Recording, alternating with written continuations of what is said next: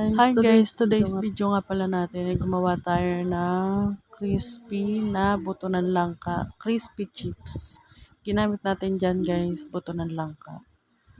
Wala kasi ako maisip guys, kaya ayan, nag-invento tayo ng kung ano pwede natin gawin. Yan nga pala yung buto ng langka guys. Ilaga muna natin yan tapos binalatan. Pagkabalat natin guys, sinugasan natin ulit para malinis yung bat. Nilagay ko nga pala yan sa blender guys. Ayan yung blender. Tapos, yung puto niya kasi malalaki. Ang hirap pikain. Wala tayong pampika na matigas. Yan, ginawa ko na lang. I-blender ko na lang. Tapos pagka-blender ko nga pala yan guys. Ayan. Mga na-blender ko na yan. Tinuro ko pa ulit yan guys. Para mas pumino siya. Mahirap kasi pagka nilagyan na natin ng harina at saka ng powder. Mahirapan na tayong malalasahan. Kailangan talaga natin guys pinuhin. Depende naman sa inyo guys kung anong gusto nyong duro gawin nyo dyan. Hindi naman na aalma. Nilagay na nga pala natin yung butter dyan guys. Tapos tinurog-turog din natin paulit-ulit para mapino siya guys. Mahirap kasi pagka meron siyang buo pa makakapapa ng ngipin natin yun. Babaras ang ngipin. Alam niyo ba guys, yung recipe na yan galing sa school ng anak ko. Ginawa nilang research yan. Tapos, bali nilagyan na nga rin pala natin ng harina yan guys. Ayan, 2 tasa yung ating nilagay. Tapos nilagyan din natin yan ng cornstarch.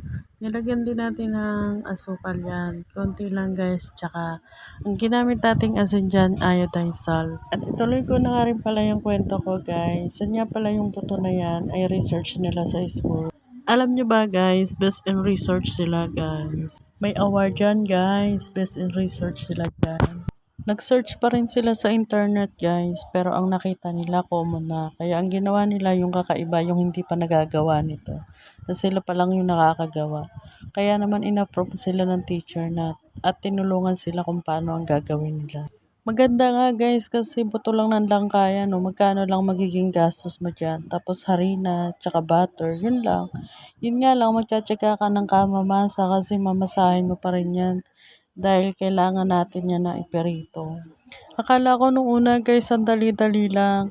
Ang hirap pala. Kailangan natin talaga pagpawisan yung mga ginagawa natin guys. Sa bandang huli masarap din naman.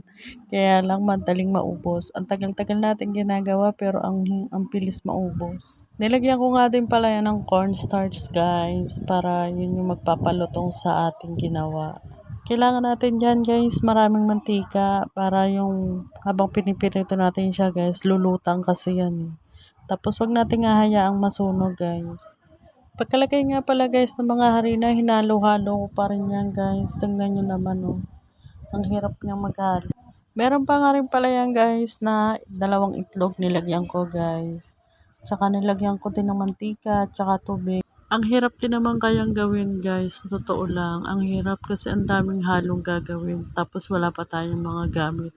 Kung alam yung pwede natin gamitin, yun na lang yung ginawa ko guys. At ayan na nga guys, namasa na natin siya sa pamamagitan ng paghalo lang ng paghalo. At yan nga yung aking ginawang paraan. Tingnan nyo naman. Para-paraan lang guys. Kung ano yung pwede nating makita sa bahay na pwede nating gamitin guys. Pwede na yan. Kakaraos din tayo guys. Tingnan nyo naman. Matatapos natin kung ano yung magiging resulta guys. Tingnan nyo na lang. At yan nga pala yan guys. So nagpiperito na rin tayo. Marami rin tayo nagawa dyan guys. Marami rin nakain. Nga lang. At yan nga guys, so nagpiperito na tayo. Habang nagpiperito tayo, naghahango na rin tayo guys. Kailangan talaga manipis eh. Wala nga lang tayong roller bread na tinatawag. Yung pin. At ito na nga guys, so ito na yung ating finished product. Nilagyan na natin ng cheese powder yan guys para may lasa. Suhan nyo po ang ating ginawa. Pakilagay and share na lang po. Thank you.